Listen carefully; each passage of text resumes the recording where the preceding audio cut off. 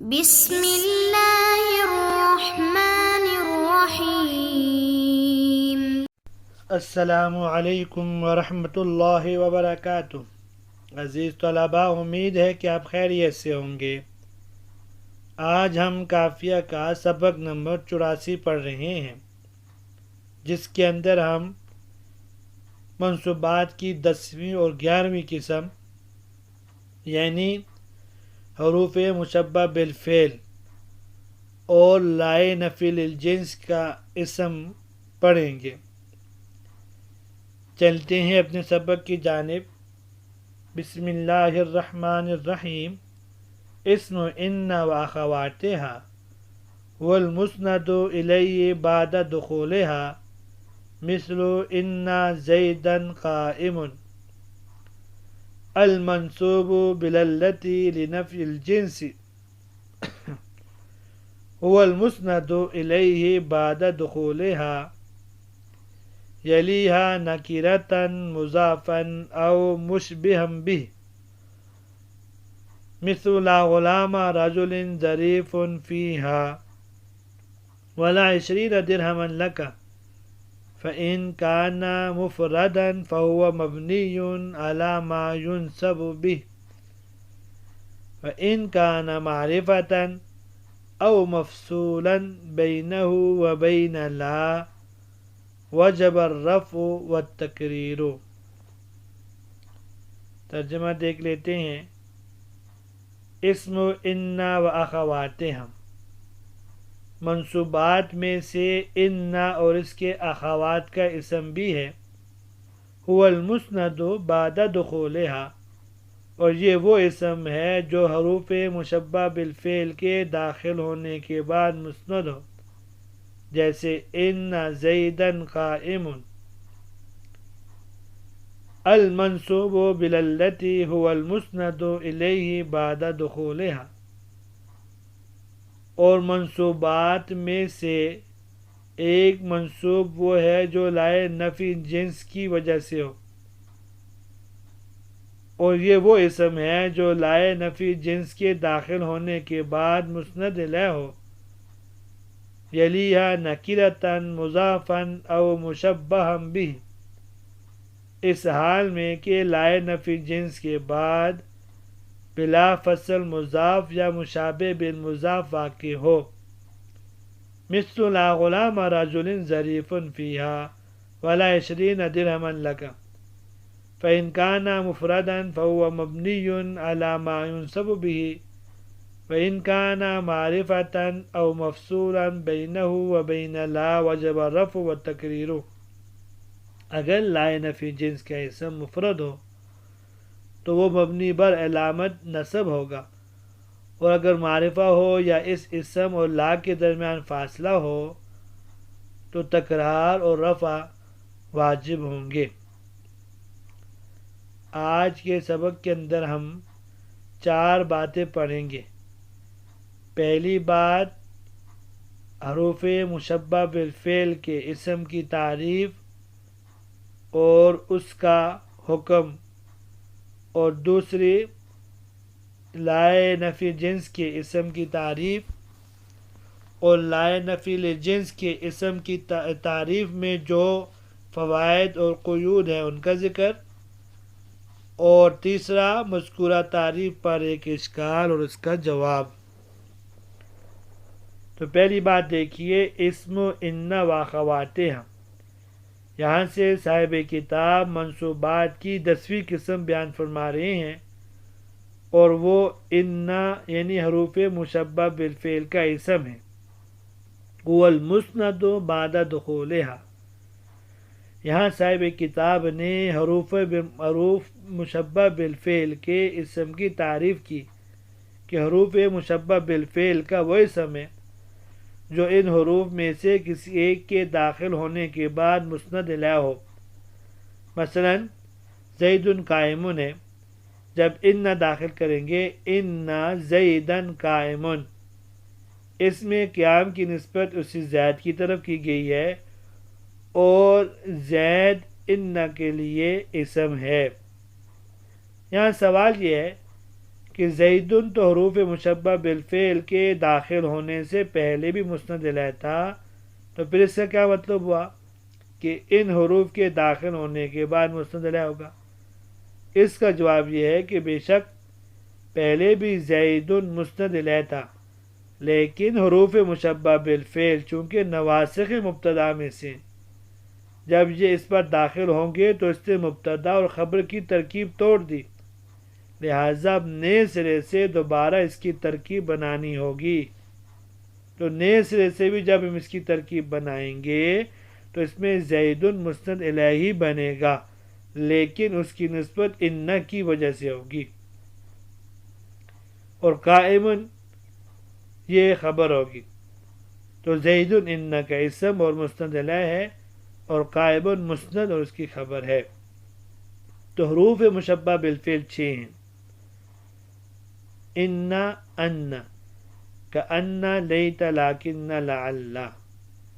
یہ 6 کے 6 یہ اسم کو نصب دیتے ہیں اور خبر کو رفع دیتے ہیں، جیسے ان اللہ قدیر، اور اسی طرح ان زیدن قائم، کأن الرجل اسد،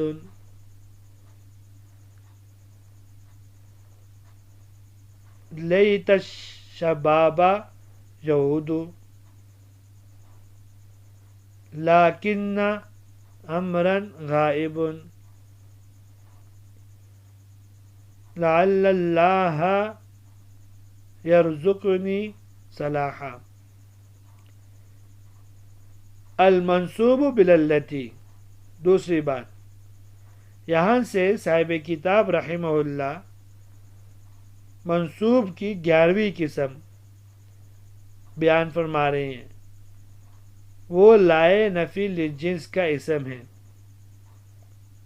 تو المنصوب میں الف لام بمعنی الذی اسم موصول کے، اور منصوب صیغہ صفت یعنی اسم مفعول کا صیغہ اس کے لیے صلہ ہے، لہذا اس کی تقدیری عبارت یہ بنے گی الاسم الذی نصب بالالتی لنفی الجنس، معنی یہ ہوگا کہ وہ اسم جس کو لائے نفی جنس کی وجہ سے نصب دیا گیا ہو، وہ نحویوں کی اصطلاح میں وہ اسم ہے جو لا کے داخل ہونے کے بعد مسند الیہ ہو، اس حال میں کہ اس کے ساتھ ایسا نکرہ متصل ہو جو مضاف یا مشابہ مضاف واقع ہو۔ اس میں نکرہ مضاف کی مثال لا غلام رجل ظریف فیہ، اس میں غلامہ لا کا اسم ہے اور لا کے داخل ہونے کے بعد مسند الیہ واقع ہوا ہے، اور اسی لا کے ساتھ بالکل متصل بھی ہے، اور آگے رجلون کی طرف اس کی اضافت ہوئی ہے۔ اسی طرح مشابہ بالمضاف کی مثال لا 20 درہمن لکا، اس میں 20 لا کا اسم ہے اور اس کے ساتھ متصل ہے اور مسند الیہ بھی ہے اور مشابہ بالمضاف بھی ہے۔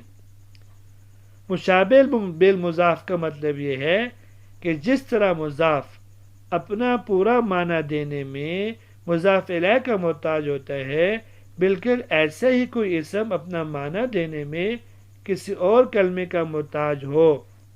مثلا مثال مذکور میں دیکھیے 20 کو لیجئے، اس پر جتنے مرتبہ بھی متکلم تکلم کرے یہ اس وقت تک سمجھ میں نہیں آئے گا جب تک اس کے ساتھ درہمن یا کوئی اور تمیز نہ لگائی جائے۔ المنصوب بالالتی لنفی الجنس یہ معرف ہے، هو المسند الیہ سے لے کر او مشبہم بھی تک یہ پوری عبارت اس کی تعریف ہے۔ تعریف میں ہوا ضمیر لائے جو لائے نفی جنس یعنی معرف کی طرف راجع، المسند الیہ یہ جنس کے درجے میں ہے جو کہ معرف اور غیر معرف دونوں کو شامل ہے، بعد دخول یا فصل اول ہے، اس کے ذریعے تمام دوسرے مستند خارج ہوں گے۔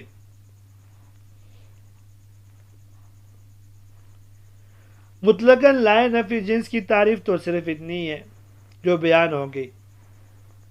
آگے صاحب کتاب نے کیونکہ فرمایا کہ وہ اسم جو منصوب ہو لائے نفی جنس کی وجہ سے، اس لیے انہوں نے دوسرے قیود کا بھی اضافہ کیا.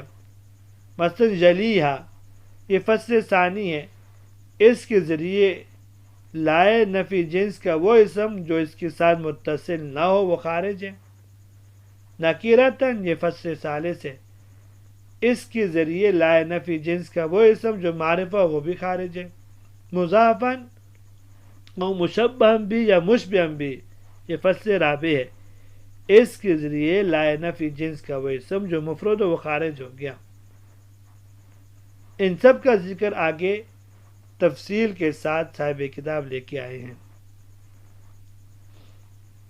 آخری بات یہ ہے، صاحب کافیہ رحمہ اللہ نے اس میں لائے نفی جنس کی جو تعریف بیان فرمائی ہے، اس پر یہ اشکال ہے کہ اس سے پہلے منصوبات کی بقیہ اقسام کو بیان کرتے ہوئے صاحب کتاب کا طریقہ اور تھا. یوں فرماتے خبر و کانا و خواتیاں، اسم ان و خواتیاں، اور آگے بھی یہ فرمائیں گے، لیکن یہاں طریقہ اور طرز بدل دیا. یوں فرما دی المنصوب باللتی لنفی الجنس. اس کی وجہ کیا ہے؟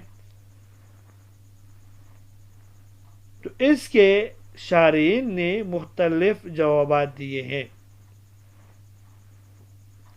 ایک مختصر جواب یہ بھی ہے کہ لائے نفی جنس کا ہر اسم منصوب نہیں ہوتا، بلکہ بعض حالتوں میں منصوب ہوتا ہے اور بعض میں مرفوع، جبکہ منصوبات میں ہم نے صرف اس کی ان حالتوں کو لینا ہے جن میں یہ منصوب ہوتا ہے.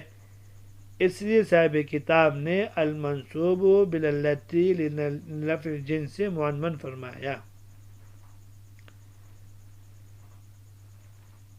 یہ تو اشکال کا جواب تھا.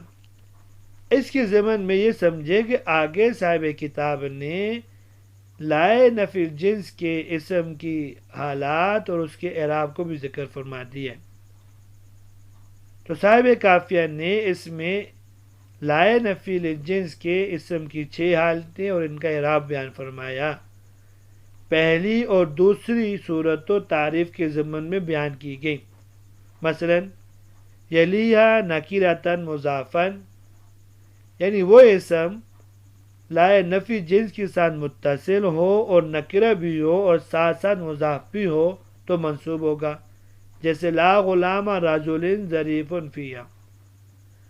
او مشبہم بھی، دوسری صورت یہ ہے کہ وہ اسم لائے نفی جنس کے ساتھ متصل بھی ہو اور نکرہ بھی ہو، اگر مضاف نہیں تو مشابہ بالمضاف ہو تو منصوب ہوگا، جیسے لا 20 درہمن لکا. منصوب بھی ہوں گا اور دونوں قسموں میں یہ معرب ہوں گے. فَإِن كَانَ مُفْرَدًا، یہ تیسری صورت بیان کی ہے کہ اس میں لائے نفی جنس نکرہ متصلہ ہو لیکن مضاف یا مشابہ بالمضاف نہ ہو بلکہ نکرہ مفردہ ہو. اور اگر کوئی اسم تثنیہ یا جمع کی شکل میں کیوں نہ ہو، لیکن اگر وہ مضاف یا مشابہ مضاف نہ ہو تو مفرد ہی کہلائے گا، کیونکہ یہاں مفرد مضاف اور شبہ مضاف کے مقابلے میں ہے، نہ کہ تثنیہ اور جمع کے مقابلے میں.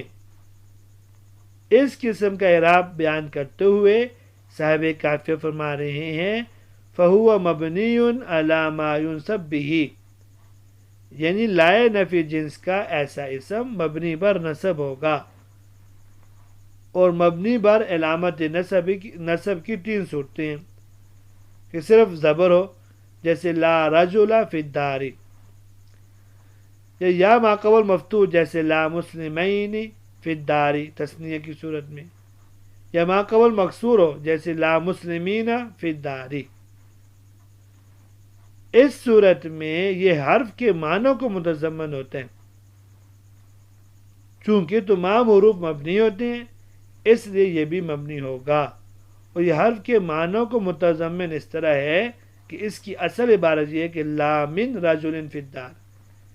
اس کی دلیل یہ ہے کہ حل من رجل فی الدار کے جواب میں بولا جاتا ہے، تو سوال میں چونکہ من مذکور ہے اس سے جواب میں بھی من مذکور ہوگا، کیونکہ قاعدہ المذکور فی السوال کالموعود فی الجواب. وَإِن كَانَ مَعْرِفَةً، چوتھی صورت یہ ہے کہ لا نفی جنس کا اسم معرفہ ہو، او مفصولا بینہ و بین لا۔ پانچویں صورت یہ ہے لا نفی جنس کا اسم نکرہ منفصلہ ہو، چاہے وہ اسم نکرہ مفردہ ہو یا اسم نکرہ مضاف یا مشابہ بالمضاف ہو۔ تو گویا کہ اس پانچویں صورت کی تین حالتیں ہوں گی۔ ان سب صورتوں کا اعراب بیان کرتے ہوئے فرما رہے ہیں وجب الرفع والتقریر، یعنی ان سب صورتوں کا مرفوع ہونا بھی واجب ہے، کیونکہ لا ملغی عن العمل ہوگا، کوئی عمل نہیں کرے گا۔ اور دوسرا یہ کہ ایسی صورتوں میں لا کو دوسرے اسم کے ساتھ مقرر لانا واجب ہوگا، جیسے لا زید فی الدار ولا عمر، لا فی رجل ولا امرأۃ۔ اب اس صورت میں مرفوع پڑھنے کی وجہ یہ ہے کہ پہلی صورت میں یعنی معرفہ ہونے کی صورت میں مرفوع تو اس لیے پڑھیں گے کہ لا نفی جنس اصل وضع کے اعتبار سے نکرہ کی صفت کی نفی کے لیے آتے ہیں۔ جب یہ معرفہ پر داخل ہوگا تو اس کا عمل باطل ہو جائے گا، اور وہ اسم مبتدا ہونے کی وجہ سے مرفوع ہوگا۔ اور دوسری صورت میں رفع اس لیے واجب ہے کہ لا ایک ضعیف قسم کا عامل ہے، اگر اس کے بعد والے اسماء اپنے صحیح ترتیب پر ہوں تب تو یہ ان میں عمل کرے گا، ورنہ تو نہیں کرے گا، بلکہ لا ملغی عن العمل ہو جائے گا اور وہ اسم مبتدا ہونے کی وجہ سے مرفوع ہوگا۔ اور لا کا تکرار اس لیے لازم ہے تاکہ جواب سوال کے موافق ہو جائے، جیسے ازید فی الدار ام عمر، کہ اس کے جواب میں یہی کہا جائے گا کہ لا زید فی الدار ولا عمر۔ اسی طرح افی الدار رجل ام امرأ، اس کے جواب میں یہی کہا جائے گا لا زید فی الدار ولا عمر۔ یہاں تک آج کا سبق تھا۔ منصوب کی 10ویں اور 11ویں قسم آج ہم نے پڑھی ہے۔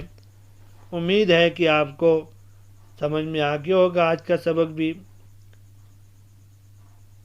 اجازت دیجیے، اللہ تبارک و تعالی ہم سب کا حامی و ناصر ہو۔